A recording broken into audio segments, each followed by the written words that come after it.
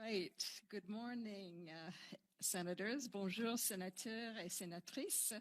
I'm absolutely delighted to join our co-chair, Senator Jim Quinn, in welcoming all of you to this Senators for Climate Solutions session entitled The Importance of Critical Minerals in Canada and the World's Transition to a Net Zero Economy, ensuring a robust industry with secure, sustainable, and responsible supply chains. I'm Senator Mary Coyle, for those of you who don't know me, and I'm very pleased to co-host this panel with Jim.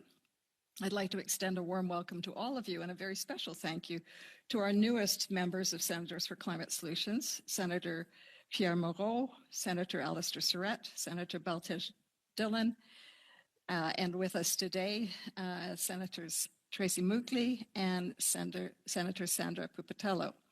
It's wonderful to have you all with us, as well as, of course, our senators who've been with us for quite some time. We'd like to begin by acknowledging, as we do, that those of us currently in Ottawa, and I'm in Ottawa, are gathered on the unceded, unsurrendered territory of the Algonquin Anishinaabe Nation. We recognize and honor Indigenous peoples across Canada and their stewardship of the lands on which all of us are situated for this session today. Today's conversation couldn't be more timely. It'll focus on a critical, no pun intended, aspect of Canada's clean economy future. As nations race towards net zero, demand is growing for critical minerals, the essential inputs for clean technologies such as electric vehicles, batteries, wind turbines, solar panels, hydrogen development, etc. Of course, there's also a lot of Trump-induced turmoil in our global and domestic economy at this time. So it'll be important to hear what our panelists have to say about this reality and its impacts on both demand and supply of critical minerals. Canada is rich in these mineral resources, but scaling up production sustainably and responsibly while also securing our place in the global supply chain requires strategic action, collaboration, and the appropriate policies and regulatory environment, and that's our bailiwick. It's also an ideal follow-up to our November panel, which was, just to remind people, reimagining the future, prosperity in Canada's net zero economy. We're honored to be joined by three exceptional panelists who will help us explore how Canada can rise to this opportunity, including in this moment of some uncertainty, a lot of uncertainty actually, how we can meet our climate and economic goals and lead the world in secure, sustainable, and responsible mineral development. Now I'll move on to the introduction of our panelists. It is my absolute pleasure. Oh, I think everybody who's on here knows how to use the interpretation. Yeah, oh, hello Clément, welcome, nice to see you. And Senator Ringuette. Okay, good to see everybody. So I'm about to introduce today's speakers. We're really thrilled to have our three speakers today. We're going to start with Marissa Beck. She's the Director of Clean Growth Research at the Canadian Climate Institute, and we've had other speakers from the Climate Institute with us on previous panels, always top-notch. She'll begin with an overview of why critical minerals matter, why they're essential to the net zero transition, what global and domestic demand looks like and for which minerals, highlighting the priority minerals for Canada and where Canada currently stands in terms of production. Marissa will also provide a brief overview of the federal critical minerals strategy for us. For the industry perspective, we'll hear from Pierre Gratton. I like the French pronunciation of your name, Pierre. President and CEO of the Mining Association of Canada. He'll provide an overview of the Canadian mining sector with specific reference to the critical minerals, in particular those key to our transition to net zero. We know there are critical minerals for other purposes such as defense. He will share his insights on the opportunities and challenges for Canada's mining sector, including regulatory hurdles, permitting, and investment conditions. We'll also hear from his colleague, Fotini Koutsaflis, Vice President, Economic Affairs and Climate Change at the Mining Association of Canada, who will expand on Pierre's remarks, speaking to ESG, environmental, social, and governance standards, financing, and what's needed to move from exploration to production in a responsible manner. So then Marissa will come back on. She's going to bookend this and return for a second segment focused on environmental, community, and policy considerations, including how we align mineral development with climate goals and Indigenous engagement. The Canadian Climate Institute will be coming out with a new critical minerals report in June, so Marissa's contributions today will be timely. I've mentioned the interpretation option at the bottom right of your Zoom window to select your preferred language. And after the presentations today by our panelists, Senator Quinn will pop back on and he will moderate a question and answer period. And he'll explain to you how to do that. So now without further ado, let's move on to the presentations themselves. So, Marissa, let's start with you. Could you please start us off with an overview of the role of critical minerals in the clean energy transition, the projected increase in demand, and how Canada is currently positioned in terms of production and policy? We'd also appreciate, if possible, a brief snapshot of that critical minerals strategy as is in place and Canada's priority minerals. So over to you. Thank you so much, Senator Coyle. Dear Senators, good morning. Thank you so much for the invitation. It's a great honor to speak with you today. As Senator Coyle said, I'm with the Canadian Climate Institute, Canada's leading climate policy research organization, and we produce rigorous independent research and evidence to inform better policymaking on climate change in Canada at all levels of government. I'm heading the Clean Growth team here, and as was said before, we are just finishing up a major report on critical minerals, so I will draw in my remarks on our findings from that report. It'll be published in June. So I'll kick us off with some general information about critical minerals. So let's start off with a definition. What are critical minerals? So essentially, critical minerals are metallic and non-metallic elements, but what makes them critical? So they're considered critical mainly because of two key properties of these materials. The first one is they are essential ingredients to the technologies that we consider to already be or to become in the future the key drivers of economic growth. And they are first and foremost, of course, we're thinking about meeting emission reduction targets and the clean energy transition that is necessary to meet those climate targets. So critical minerals are required for important clean technologies such as solar PV modules, wind turbines, batteries, EVs, charging stations, and so on. Also, in other sectors, critical minerals are key and essential semiconductor production, lots of military applications, digitalization of the economy more broadly. I think we're focusing today on the clean energy aspect of these materials. So that's one property. The second property is they are vulnerable to supply chain disruptions. Multiple factors contribute to that property. And the first one, I think, is that there's really a small number of global producers and processors at this time. China is certainly a dominant player. You've read probably lots of headlines on that in even recent days, even just yesterday. And these kind of small group of established players are realizing huge economies of scale. They're very experienced, making entry for others harder. So we have that kind of concentrated market power, a small group of powerful players, which then also makes that sector and these materials more vulnerable to geopolitics. And there is a current example, of course, in the escalating trade war between China and the US. Critical minerals play a key role here. They are really at the center of some of these difficult relationships right now. And also, supply chains are vulnerable to disruption because there's just resource constraints. There are limited reserves globally of a lot of these materials, and getting these materials to market is not always straightforward. We'll focus a lot of our remarks on kind of some of the challenges that Canada is facing in that sense. Delays and disruptions are common. So in terms of what these minerals actually are, what are considered critical, different governments have really different lists that they're working with of what they define as critical minerals. And these lists are also subject to change depending on how these factors that I just outlined are changing over time. Canada currently operates with a list of 34 elements. Is particularly emphasizing 6 that are seen as specifically critical. Those are lithium, graphite, nickel, copper, cobalt, and rare earth elements.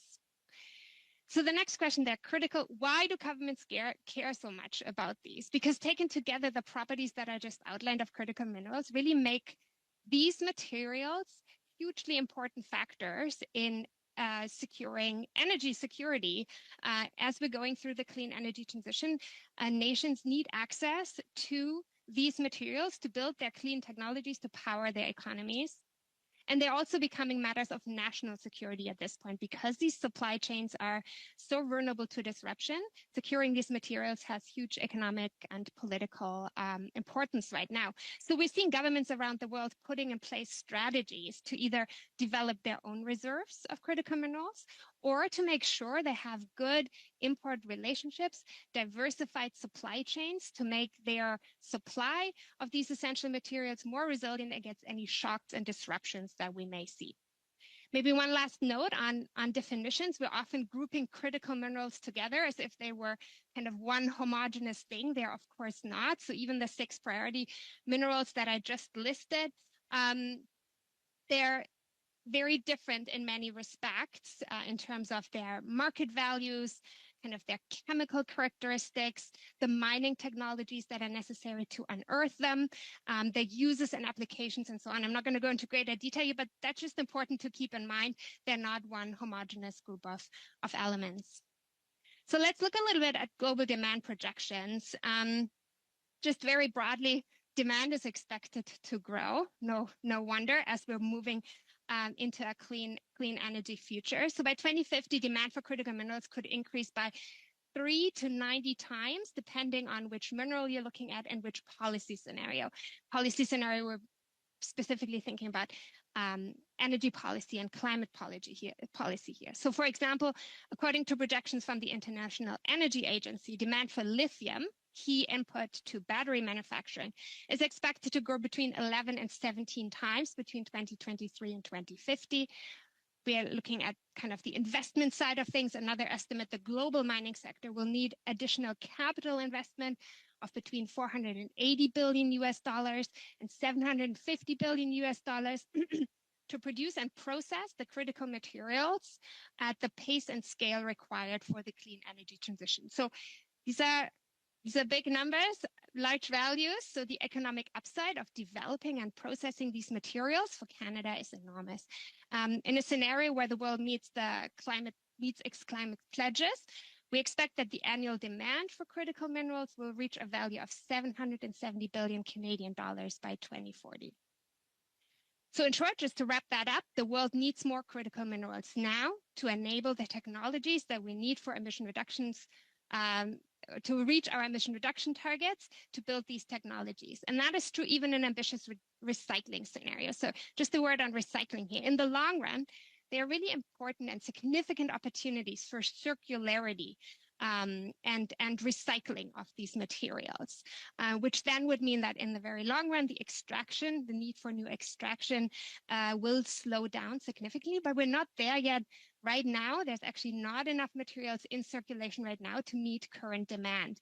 But just to give an example of the potential for circularity and recycling, some EV batteries have components that can be recovered at rates of as high as 95%.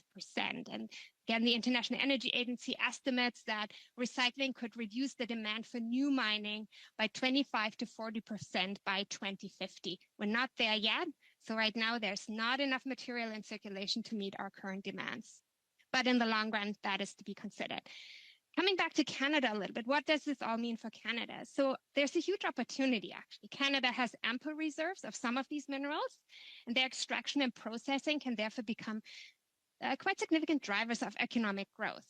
Canadian minerals could meet both domestic demand. I'm thinking here in particular of the kind of emerging battery manufacturing industry, but also help others, trading partners in the European Union.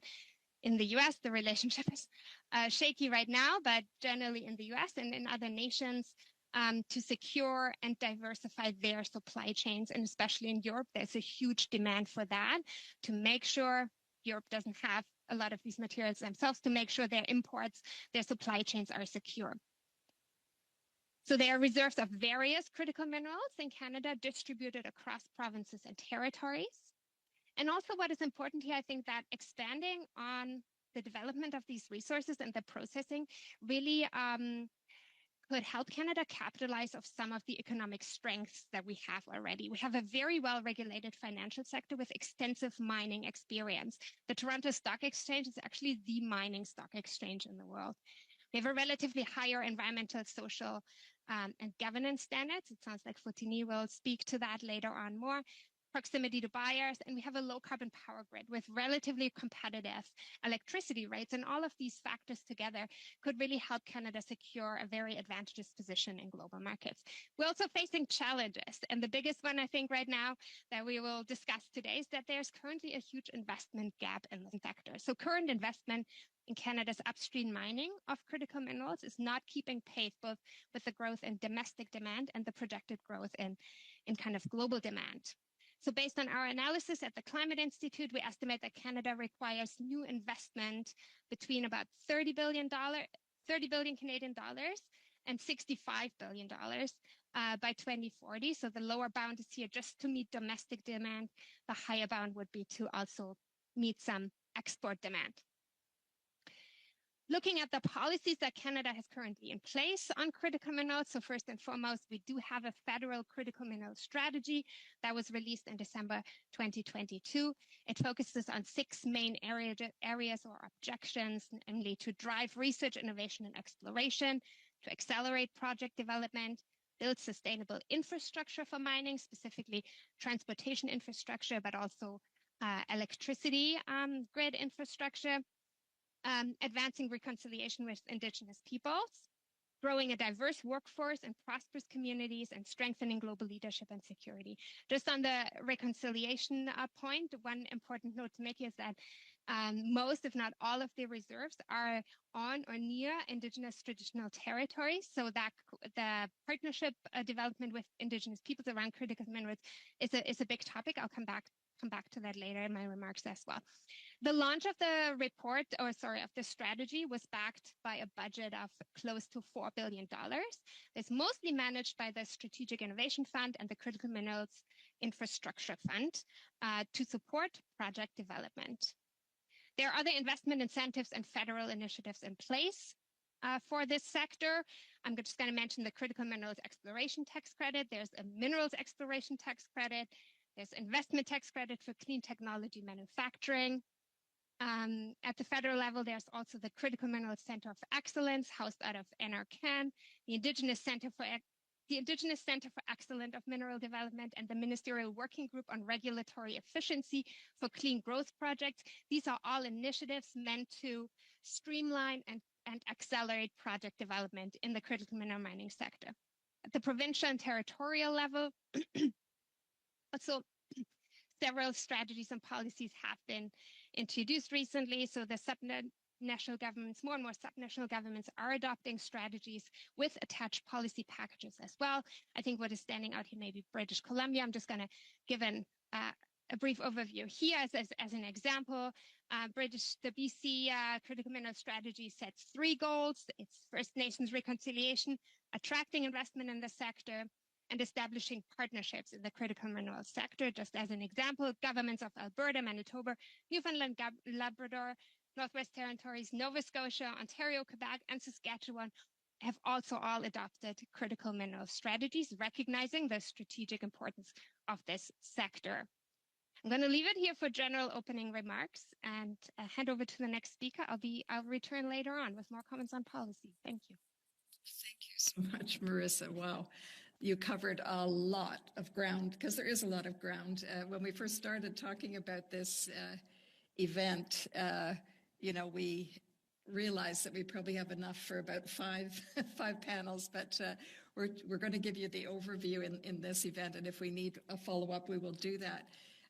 We're putting a link we have put a link to the critical minerals strategy, the federal critical minerals strategy, in the chat. I'd like to, just on behalf of the interpreters, ask that all of those who are speaking and later asking questions as well, to place your microphone between your nose and your mouth, if possible, in that little space. And if you have a blurred background on, could you turn it off because that is interfering for some reason with the sound. Okay. Now, going to move on to Pierre and Fotini. We'd love to hear your views on the role of the mining industry in securing Canada's place in global supply chains. What are the key opportunities? What are our biggest bottlenecks?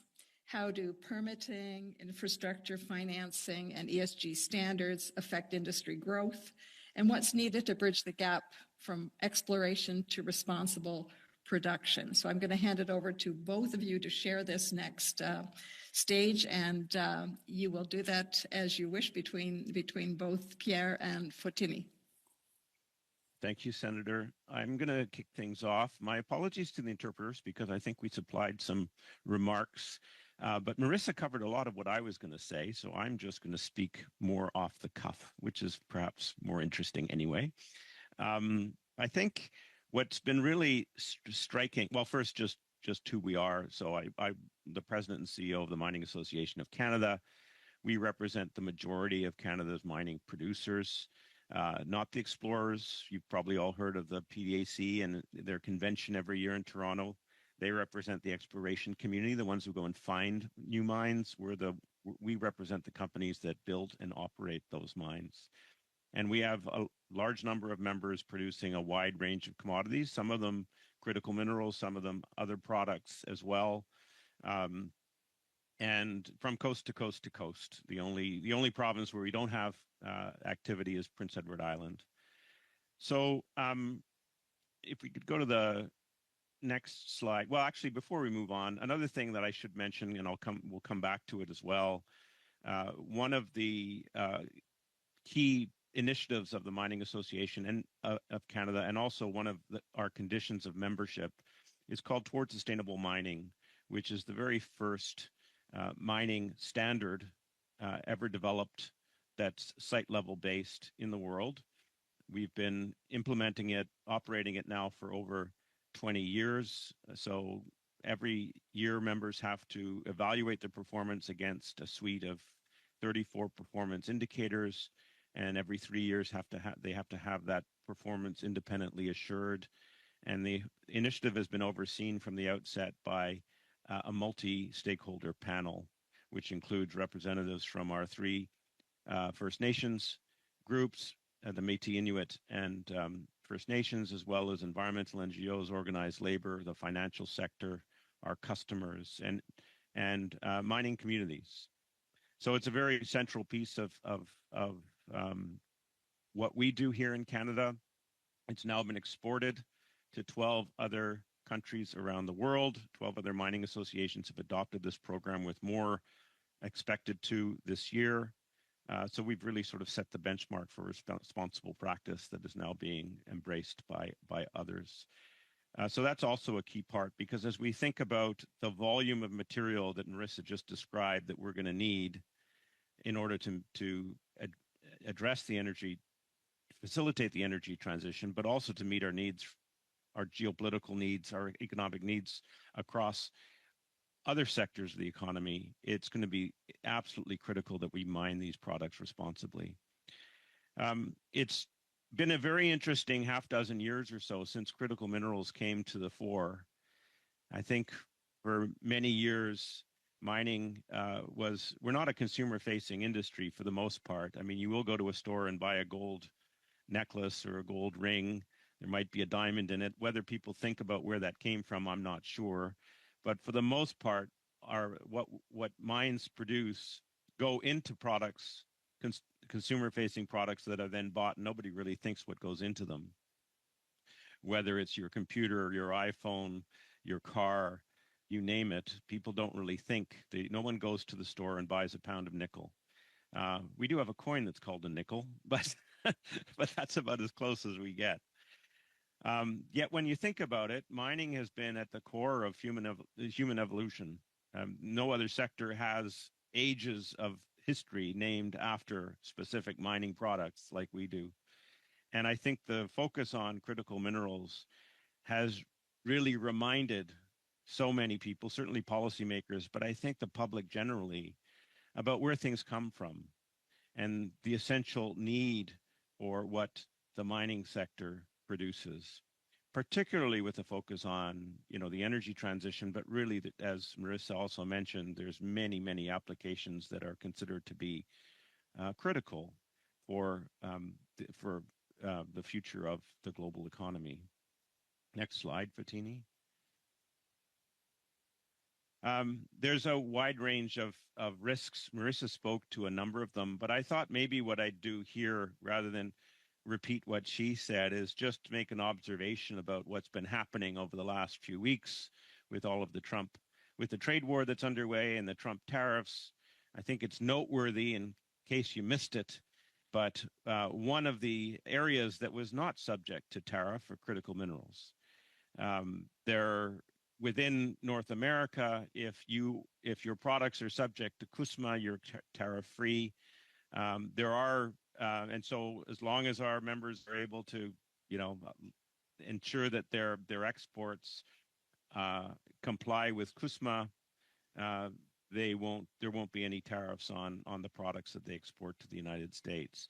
I think that's just another signal of how the United States, but also how everyone views the critical nature of critical minerals. And of course, we've seen, for all the hyperbole coming out of the president, whether it's his interest in Greenland or Canada or Ukraine, so much of the focus has been on their critical mineral endowments, including our own.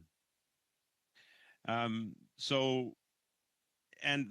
the biggest war within the trade war with China really does speak to the risks that the United States is feeling, the very genuine risks that I think we also feel as Canadians, that China has, kind of by stealth, without people paying too much attention, I think in the hopes that China would evolve to be more of a market-based, market-friendly economy. And we were, I guess we found out that was not to be the case, but we thought that they were, as they were busy going around the world, slowly but surely acquiring virtual monopolies in the production of many, many commodities, including rare earths, but also their control now of nickel, or virtual control of nickel, through investments in Indonesia, the world's largest producer of nickel, and other places. They have a disproportionate influence over commodity prices, and it makes it very difficult for other, especially publicly traded companies, which is of course what we do here in Canada, to break into a market where China controls the price effectively. So it's a very, very challenging situation. Hence the critical mineral strategy for Canada and for many other countries around the world.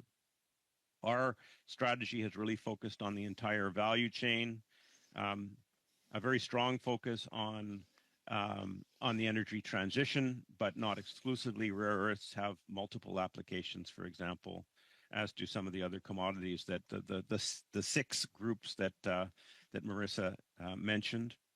But really looking at the entire value chain. And I would say, if we go to the next slide, Fatini, there's been an awful lot of focus, we would say, on the downstream. Over 46 billion has been attracted into Canada and new investment into the electric vehicle and battery supply chain since 2020. You all know of some of these, the names of some of these companies. You also know that some of them are also facing some challenges. But there's been less of a focus until the last few years on supplying those minerals and metals that those firms are going to need. And the irony that if we don't actually start producing more, we are actually just exposing Canada to greater geopolitical risk, because these companies are going to have to import more from China to build the electric vehicle supply chain, whether it's the cars themselves, whether it's cathodes, you name it, the different components of cars. We may have to import more if we don't start increasing our production. And I say that because over the last 20 to 25 years, the production of many of what are now called critical minerals, whether it be nickel, copper, cobalt, Canadian production has actually declined, and declined not insignificantly. So we really do need to turn that around. The last few years have seen federal budgets focus on helping to incentivize that activity, and Fatini will get into a bit more of that in her remarks. But that is certainly a really important need right now. If we don't start producing more, we are putting ourselves at greater risk. Some may also observe that enthusiasm for electric vehicles appears to be waning in some places, certainly in the United States, though it's kind of curious looking at the United States because of the preponderant role that Elon Musk and Tesla seems to play in U.S. politics at the moment, and the advantages that people have highlighted for Tesla as a result of U.S. policies. So that goes hand in hand with the U.S. president sort of talking down a focus on the energy transition and electric vehicles. So there's a bit of doublespeak going on there. But a lot of people have pointed to the fact sort of that sales of EVs, because they tend to be more expensive because of the components that go into electric vehicles, all the extra metal that you need makes these vehicles more expensive, that there has been a decline in the rate of sales. But that North American reality is not the same as what's happening in Europe. And I guess I would say as well that regardless of what may be happening in the United States now, I think generally most people feel that this trend is going to continue. There will be bumps along the road. And just to reinforce what Marissa said, even if we took the estimates that she shared with you about the need that we're going to have between now and 2050 to support the energy transition and the other sectoral needs that she described, even if you cut that in half, we have a huge challenge ahead of us. We're going to need a lot more production. So none of this goes away, even if the interest or the support for EVs is declining in some parts of the world.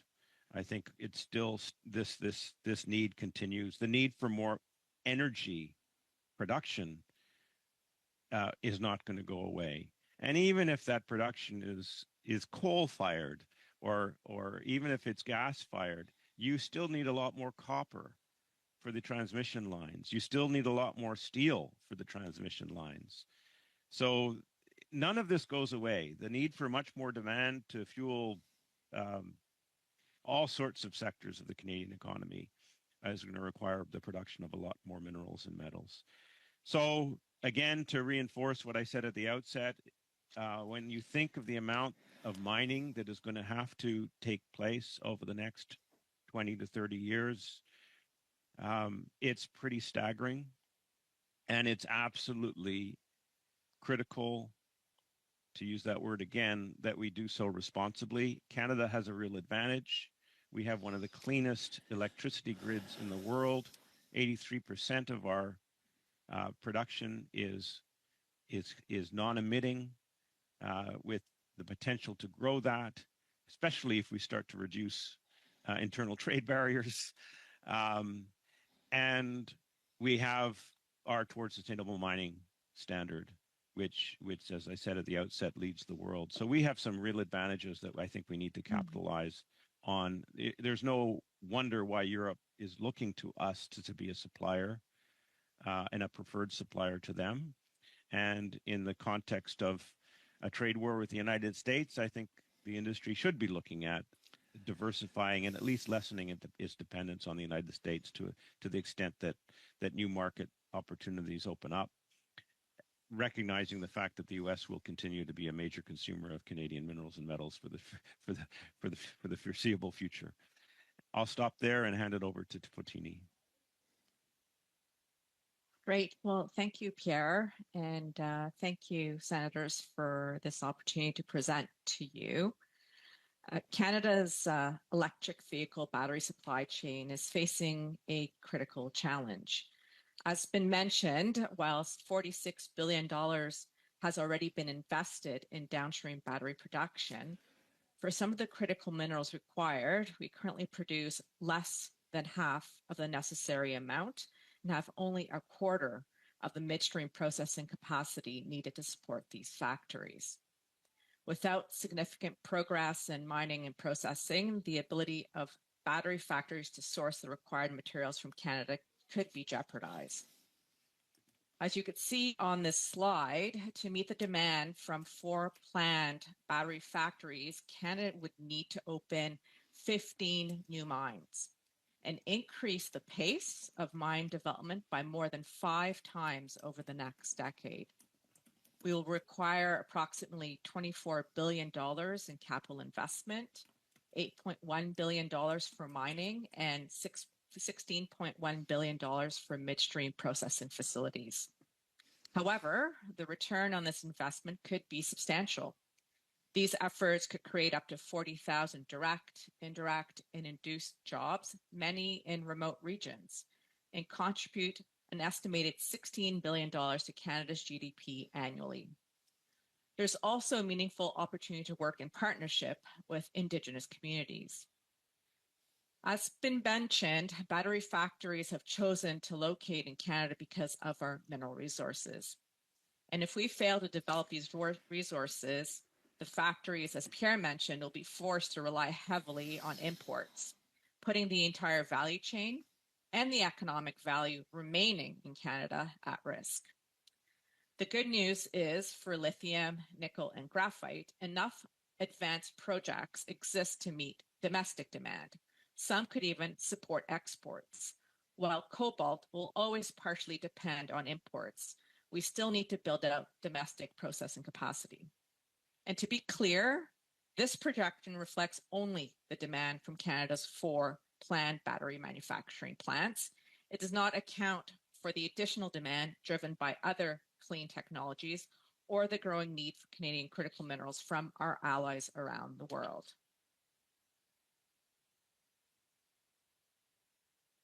We are currently at a pivotal moment, and Canada cannot leave it solely to the private sector to build out our critical mineral supply chains. Other nations, the US, EU, UK, Japan, South Korea, are making massive strategic investments.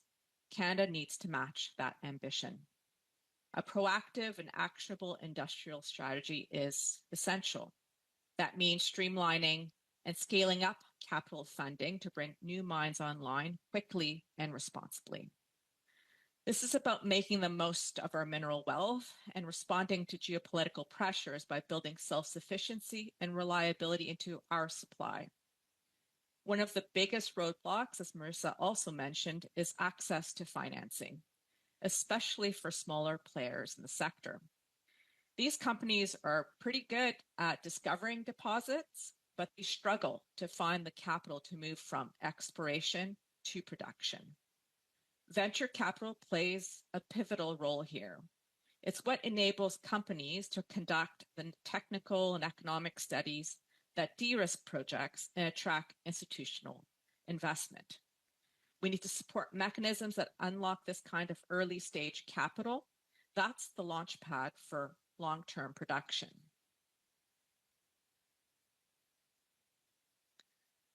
The Clean Technology Manufacturing Investment Tax Credit, or the CTM-ITC for short, sends a strong signal that Canada intends to lead in clean technology manufacturing and critical mineral extraction and processing.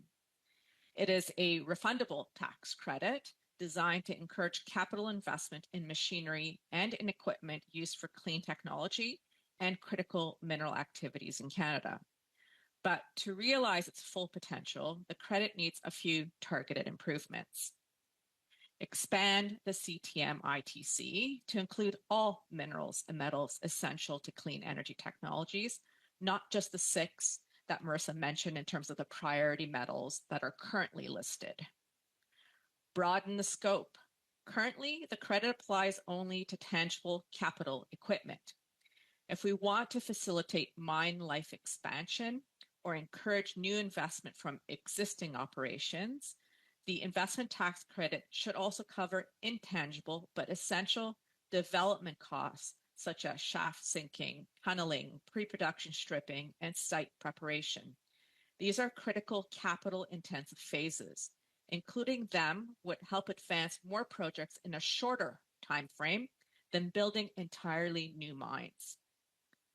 Enable polymetallic projects. Many of Canada's deposits are polymetallic, but the current high eligibility threshold for the investment tax credit creates barriers for projects producing more than one metal. This risks excluding essential materials like copper, which is foundational to clean technologies from electric vehicles to transmission infrastructure. A legislative fix was proposed in the 2024 Fall Economic Statement, but it will need to be introduced and passed by the next government once Parliament resumes. Additional to the CTM ITC improvements, we are also recommending modernizing tax treatment. Flow-through shares have long been a critical financing tool for exploration.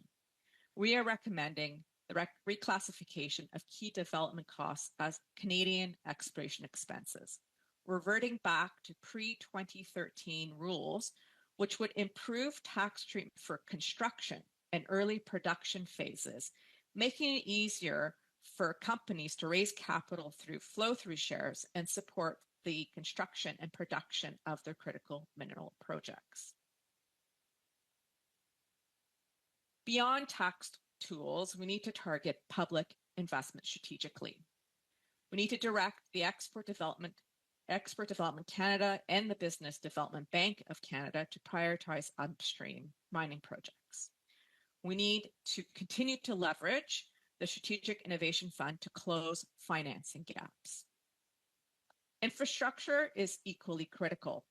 Many of our most promising deposits are located in remote and northern regions, requiring sustained federal investments in roads, in energy, and digital access to unlock their potential. MAC is pleased to see infrastructure projects supported through Natural Resources Canada's Critical Minerals Infrastructure Fund, which is a positive step forward. However, to effectively close that infrastructure gap, the government must increase investment and further capitalize this fund.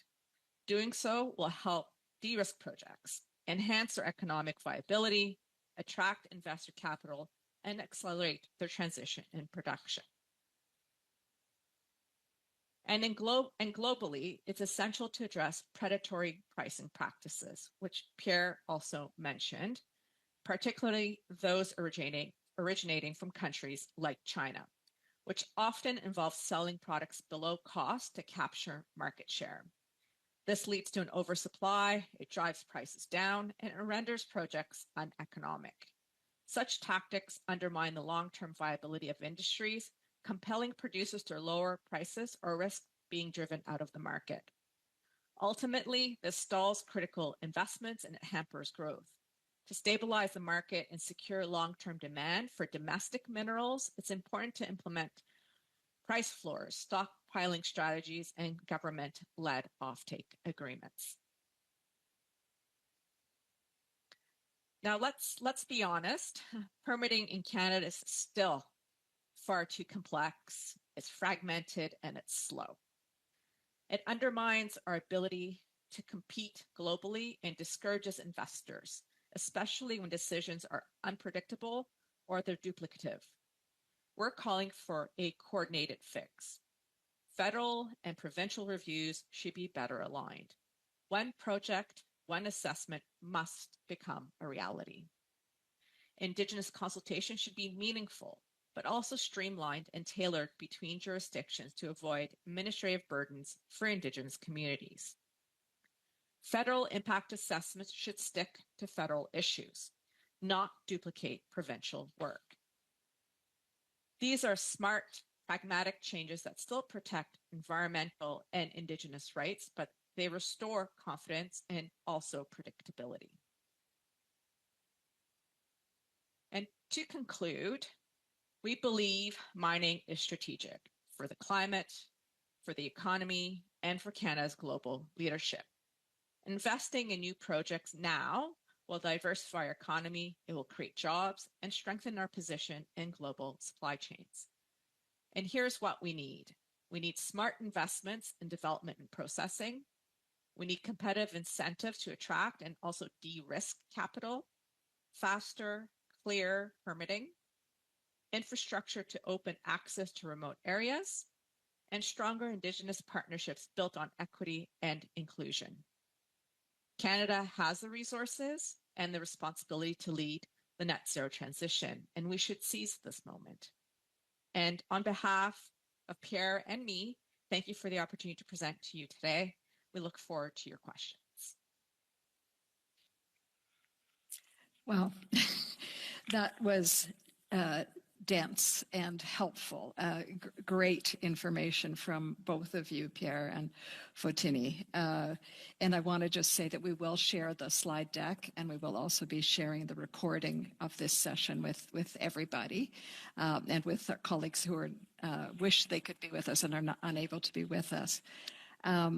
So yes, that's wonderful. So now we're going to move quickly to our final wrap statements by Marissa. Marissa, could you please start us off with an overview of the role of critical minerals? Oh, no, that's the wrong one. You already did this. Could you now tell us how Canada can ensure that its critical minerals strategy is fully aligned with our net zero targets? And we've heard that from our two previous speakers, and you also introduced that. And what policy tools or governance models could help us ensure sustainable and responsible mining practices and partnerships, particularly in partnership with Indigenous and other rural communities? And again, we just heard Fotini refer to that, but if you could wrap this session, the panel part up, so then we can move on to the questions. So I know there's going to be many, but really happy to have you now round this out, Marissa. Over to you. Thank you. Yes, and I think as Pierre said earlier, a lot of my comments were mentioned by Fotini just now, so I'll keep this nice and short and kind of wrap it up so we can move to questions. But I think in this part, I just wanted to come back to kind of the policy situation again and the policy challenge that maybe Canadian governments are facing right now in terms of critical minerals. So this is really an issue that has multiple dimensions, and we've heard a lot of them in the previous comments in the session today. I'm just going to wrap them up again to really show the different layers of decision making that are at play here. So undeniably, we have heard a lot about the enormous economic opportunity for Canada in that sector, and the importance of developing Canadian critical minerals fast for energy security, for its meeting its emission reduction targets, and then national security at a larger world stage in response to kind of the geopolitical tensions that we see heightening around this sector and in many trade relationships right now. We've also heard about that enormous investment gap. There's a need for financing. Money is not flowing right now at the scale and pace as it should to realize that potential that we have identified. And there are other layers as well that we've heard about here, and a couple of them I just want to provide a bit more detail on. So the first one is, Fotini mentioned that towards sustainable mining framework, mining itself has, of course, environmental impacts. Overall, we're seeing that the clean energy economy that will be enabled by critical minerals will require less resource extraction than a fossil fuel-driven economy, but there are environmental impacts of mining that we must not forget about. And I'm going to mention a few here on biodiversity. For example, the Ring of Fire is a very mineral-rich area in Northern Ontario, is also among the world's largest peatland areas. We're looking at impact in terms of water pollution from mining tailings.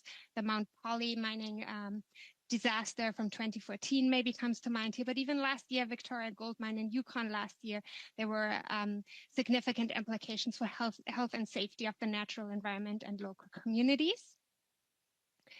And mining end of life, cleanup and reclamation, there are environmental implications here. And then also in terms of carbon emissions. So these emissions can come up from using diesel fueled machinery in mines, and there's a huge move towards electrifying mines right now. And these emissions are certainly a relatively small share of Canadian emissions today, but still keeping an eye on that. If we expand these operations under business as usual, the share of emissions will also rise. And there's also questions around the stored carbon in the landscape that would be used for mining. So again, coming back to the Ring of Fire example, those peatlands, if they are turned into or industrially developed, there will be carbon released through those activities as well. So that's just another dimension of the policy challenge that we're looking here. Indigenous rights has come up multiple times before. So there are still some important issues around unresolved land claims. There's a track record, certainly, of insufficient consultations by governments and mining companies for previous mining and resource development projects. And there is uneven implementation of the principles of free, prior, informed consent across Canada. And this is really, I think, here about developing these projects in full partnership with Indigenous communities. So going forward, so enabling Indigenous communities to take ownership of projects, fully participate in the economic opportunities that we're seeing, and becoming true partners in those developments if they choose to do so. And then, of course, the last layer I'm going to mention, Futeni just provided a good overview, is that question of regulatory approvals and timelines. How long does it take to get a Canadian mine actually from planning into production? That has also certainly been in the headlines over the last weeks. Multiple governments across Canada have announced measures to fast track certain projects, and we've seen a little bit of backlash there if these fast tracking approaches are maybe seen as being compromising on environmental standards and Indigenous rights and consultation. So that's kind of the whole complexity or the multiple dimensions of policy decisions that Canadian governments are looking at. So what is the way forward here? And here in my last remarks for today, I'll draw a bit more on our policy analysis in the forthcoming report. And just for this research, we conducted numerous interviews with experts, online survey, extensive engagement. And basically what we're suggesting here is kind of a policy package that could help unlock that investment that we need in the sector and develop projects fast. And we're looking specifically at 3 sets of policies. I'm not going to go into great detail here, just for the sake of time. I'm happy to answer more questions. The first one is really policies to share the financial risks with investors. And there's actually a lot of overlap, I think, with what Futeni presented. We're specifically focusing on the high price volatility in global markets and the challenges that can present to investors in these projects. And some government measures or some policy measures that government can take here are offtake agreements. Futeni had mentioned them before, other financial risk sharing agreements to insulate Canadian producers from the large uncertainties and the sometimes very significant price swings that we're seeing in global markets. That, of course, makes investment decisions a lot harder. The second set of policies are really policies to strengthen Indigenous rights in the project development and enable partnerships. And so here we're seeing a big role for governments in supporting capacity building in Indigenous communities to enable them to make informed decisions about how, if and how they want to participate in these projects and participate in projects in ways that the community chooses to. And that's through the entire project development process. So with kind of a large number of new projects coming online, the capacities that are demanded from Indigenous communities in terms of consultation, decision-making, participation can be significant. So there's a role here for government to support those capacity building activities. And this could also involve improving communities' access to capital. If a community chooses to actually become a project owner or acquire equity shares in these projects, there are ways that government can support or widen that access to capital. So communities, again, have the resources they need to become involved and partners in the way they choose to. Third set of policies, then coming back to those environmental risks of mining, and we've heard how much voluntary action is happening in the sector on issues such as tailings management or mine closures, end of life. And we would just recommend over time turning these voluntary standards and these high international best practices that Canada is doing in a lot of ways already into regulatory frameworks, anchoring them down in regulation. And that is also, if we're thinking about the local communities, the social support, social acceptance of a ramp up of mining activities in Canada. Building confidence in the regulatory mandatory frameworks for these environmental standards will be key here. And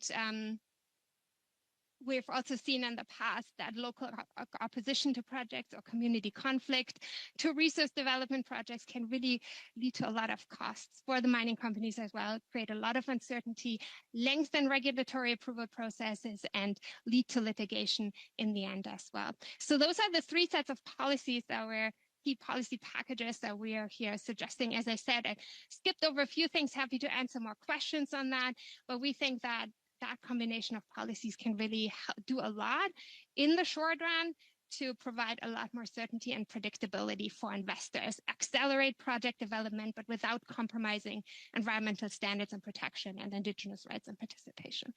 Thank you so much. Happy to answer questions.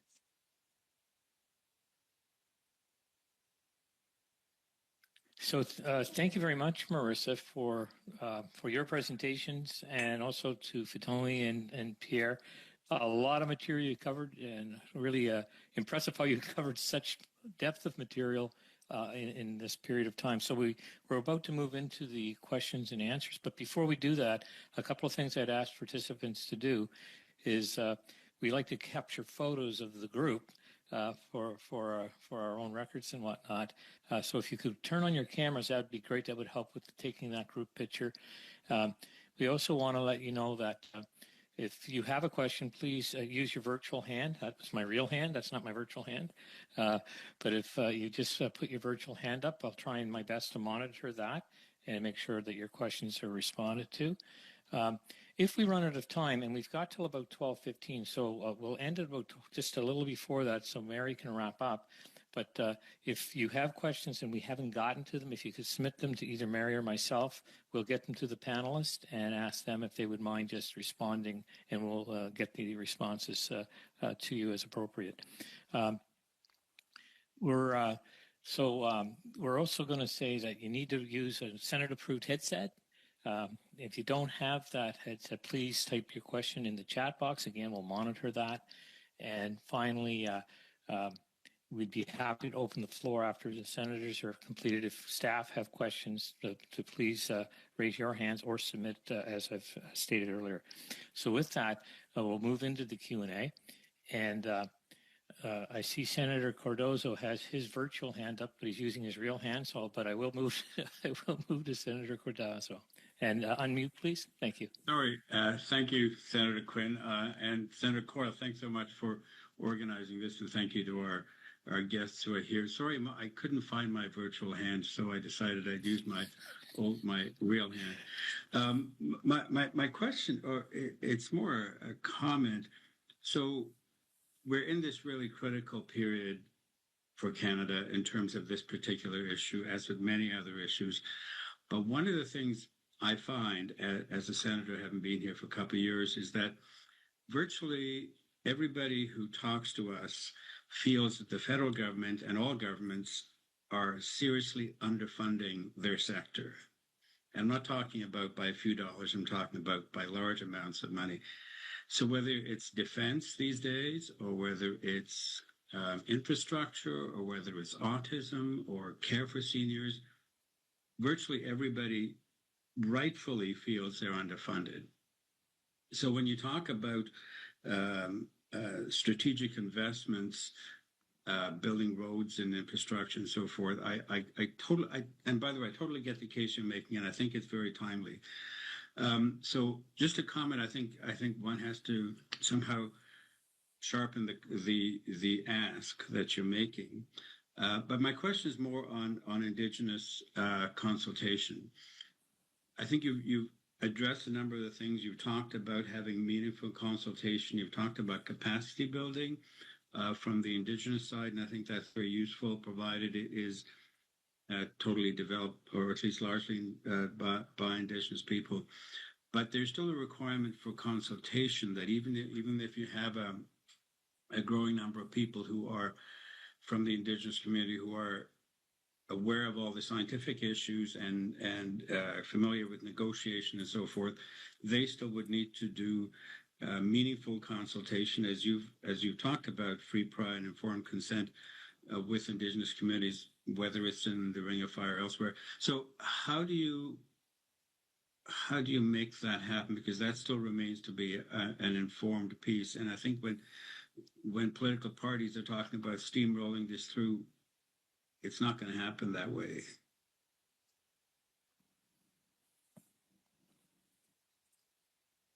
Do you want to answer that, Pierre? Well, it's more comment. If anybody wants to respond, that's fine. But I just want to leave those two as a couple of comments, really. Let's go to Pierre. Go ahead, sir. No, a couple of quick reactions, Senator, and nice to see you again.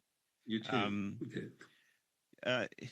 First, just on your opening comment in terms of the ask, I'd just like to emphasize that the investment tax credit, which is sort of the central tax ask of this sector, which is really already exists, we're asking for it to be fine-tuned, is not a subsidy, in that we only get it if we invest.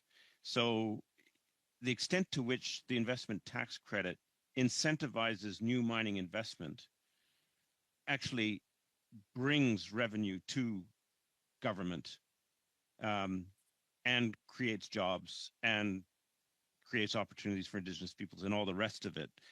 It's not actually a handout the way sort of other programs like SIF are, where the government is actually giving money out. This is only a credit in return. So in that sense, we see it as a really powerful tool, and one that has far less implications for the government's fiscal health than others.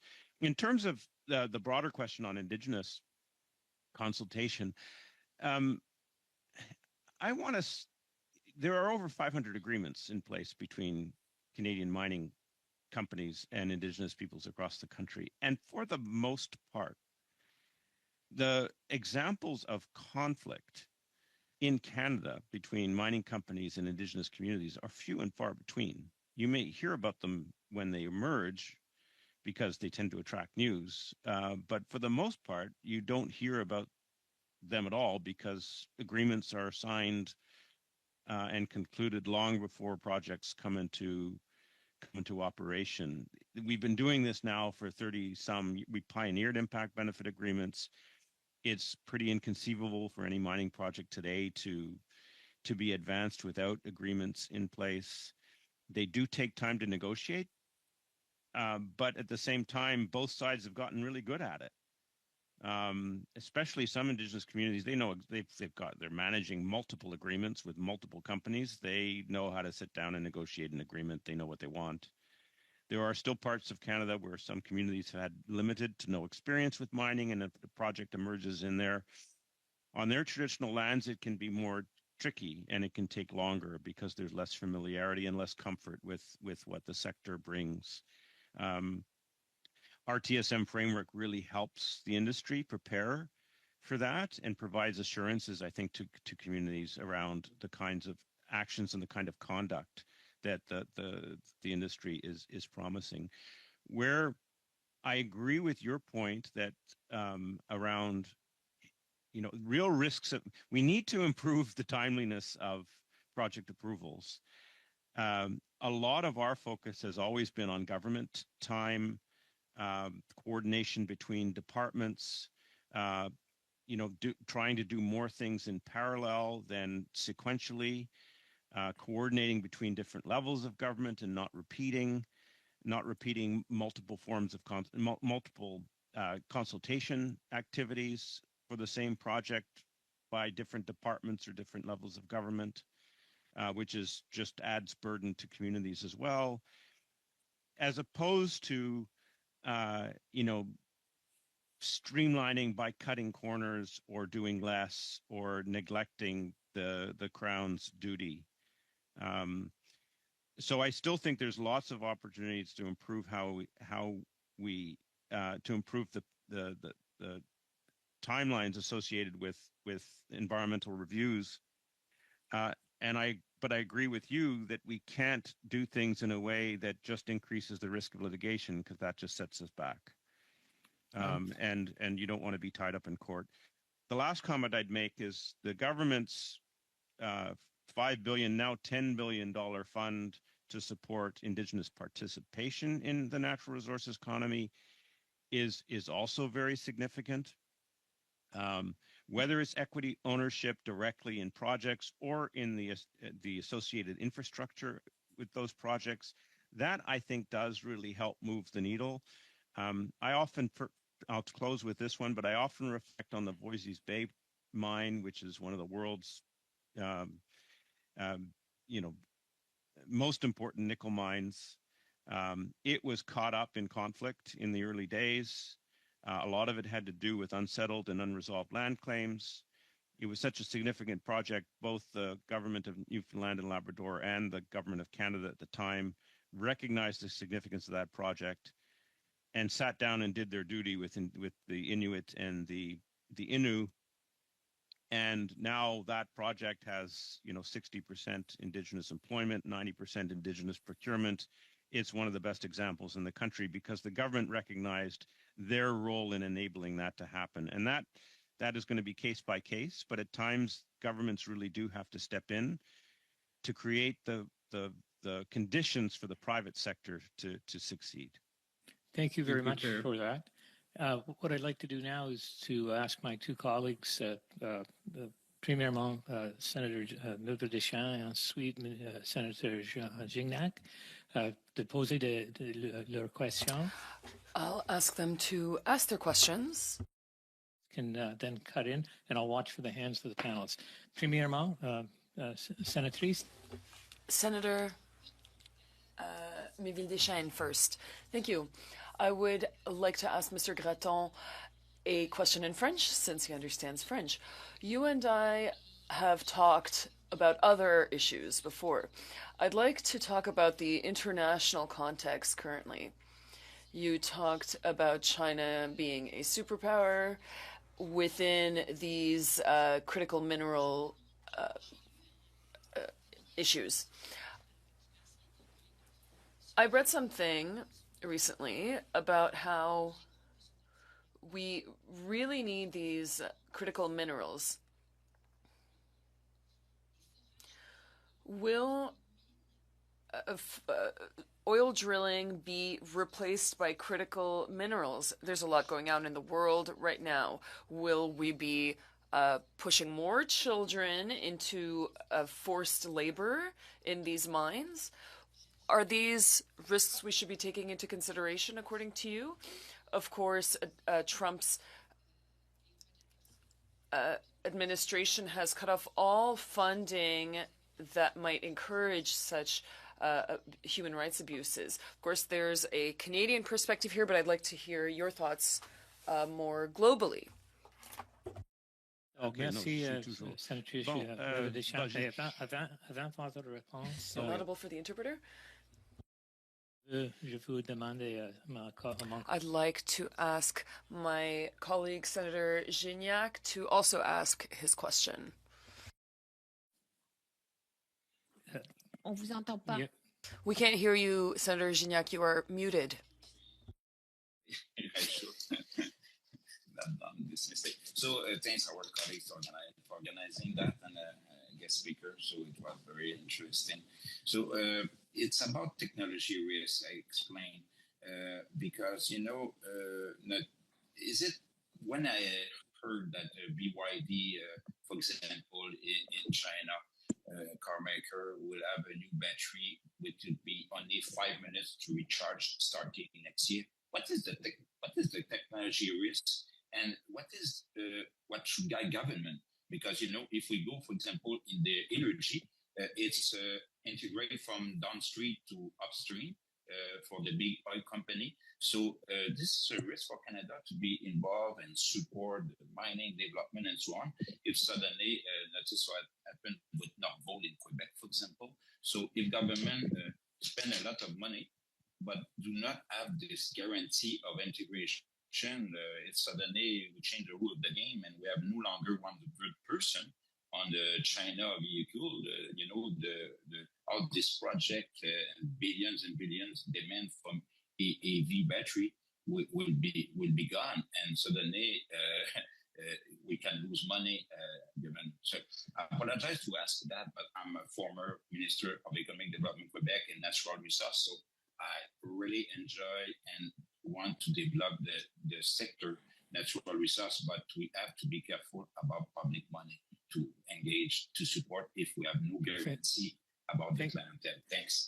Thank you for the two questions. I'm going to ask the panelists to be very short, very succinct. We only have 2 minutes left. And I'd ask my colleagues that if you wish, submit the questions and we'll get more wholesome response. But at least now we can have 2 minutes. We only have 2 minutes for an initial response. First, to you, Pierre. Pour répondre à la question I will answer Sénatrice Miville Deschênes' question.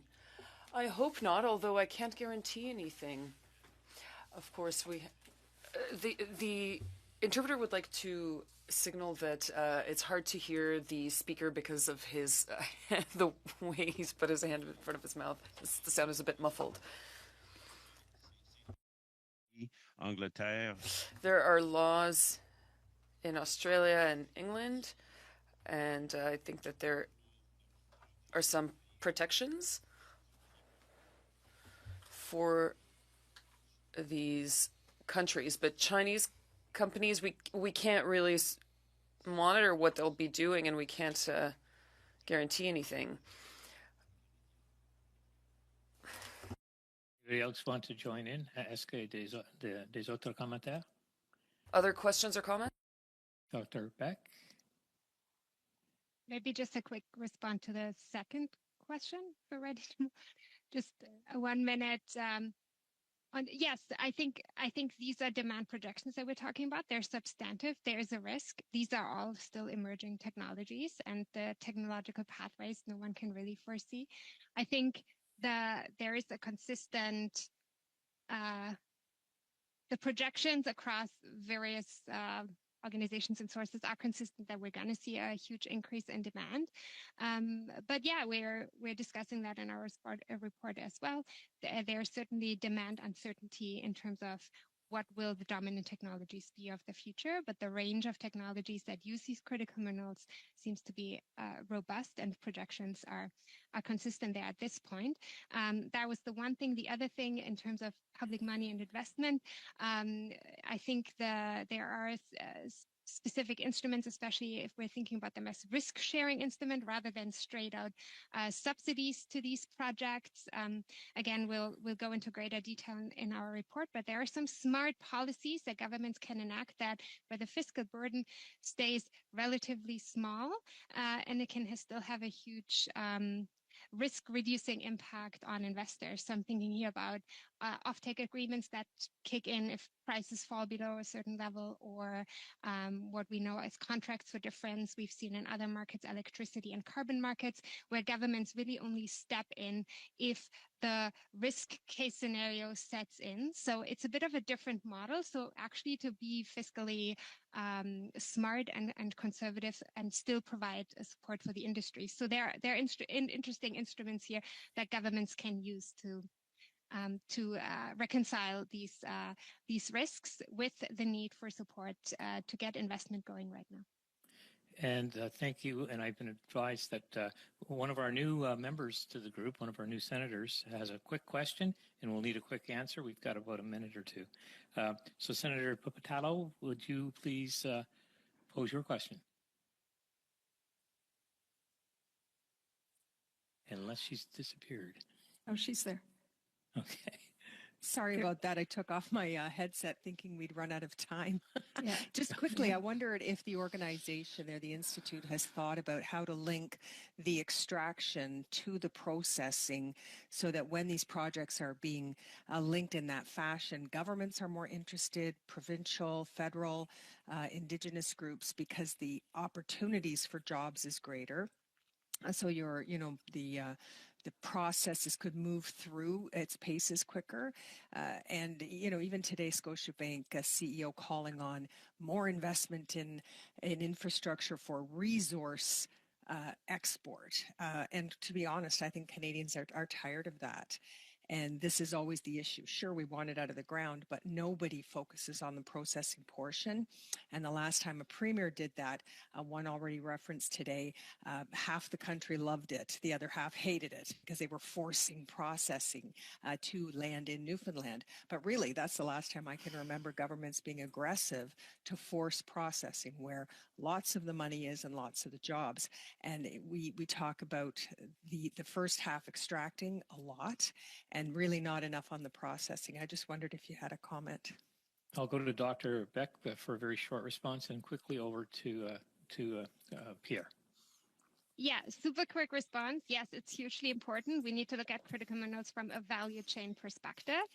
In our specific report right now, we're actually focusing on the upstream, as there's a lot of talk about it, but the actual research and the actual money that has been flowing has been the least at that upper end of the value chain. So in this report, we're scoping it, specifically looking at extraction with the understanding that this is one part of the value chain that overall needs to be developed. And I think, I don't remember if it was Pierre or Foutini earlier speaking about if Canada is actually only focusing on the processing part, or only focusing on the extraction part. What is missing makes us vulnerable to these geopolitical tension and supply chain vulnerabilities that we're seeing across the world. So yes, it's an integrated project.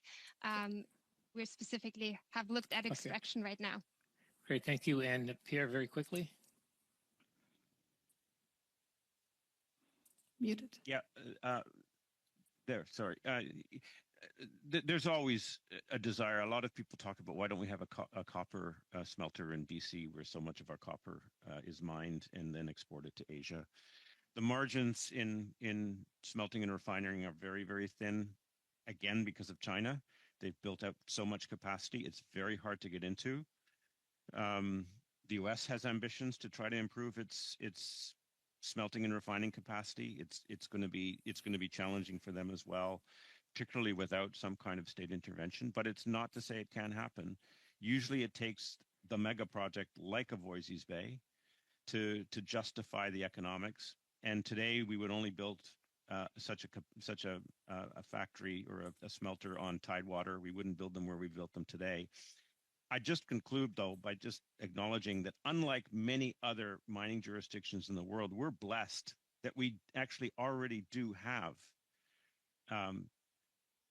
the whole value chain. We actually do have smelters and refineries, fewer than we used to, but we do have smelters and refineries. We're rebuilding a new cobalt refinery in Ontario, and we recycle. We have recycling capacity as well that we need to strengthen. Marissa talked about the need to recycle. We currently have like a closed loop for lead acid batteries in your conventional automobile. We need to fine tune our existing smelters and refineries so that they can recapture the EV batteries of the future, so that we can have a closed loop system for those as well. These are the sorts of things that actually SIF is fortunately focused on. But yeah, the entire value chain has to be the focus. So thank you very much, everyone. And I want, on behalf of Marion, I want to say thank you to our panelists. Unless Mary, do you want to kick in now? Yes, I just want to wrap. Thank you to you, Jim, and a very, very sincere thanks to Marissa, Pierre, and Foutini for sharing your really deep expertise on this vital issue. Your insights have certainly given us a clearer picture of the scale of the opportunity and the work that we all need to do as legislators to ensure the opportunity is realized and is done responsibly, sustainably, and equitably. Thanks also to my staff and for all of your help. And a big shout out and congratulations to Devin Blaskovich, who's with us here today, who will be starting a new career with the International Development Research Center later this month. Thank you as well to all of the colleagues who are able to join us today. If you haven't yet joined Senators for Climate Solutions, please know that you are welcome, and we'd be happy to have you join. You'll be hearing from us soon, Senators, as we'll be sending out a survey to get your feedback on our activities, for those of you who've been with us for a while, our activities to date, and to get input from also our new Senators on future directions as we plan for Senators for Climate Solutions 2.0, which we hope to launch in the fall. And to let you know, we've been talking for a couple of years about being involved in a citizens' assembly on climate. And it looks like we will very soon be involved in a youth climate assembly. So we'll keep you posted on that. So just thanks again to our wonderful panel. When we first met with each of them, we really didn't know what we didn't know. Now we know a whole lot more, but there's still some major gaps, but we know now who to go to get that information we need to do our jobs as senators representing the people of Canada. So thank you all. Merci. Walaleo miigwech. Yes.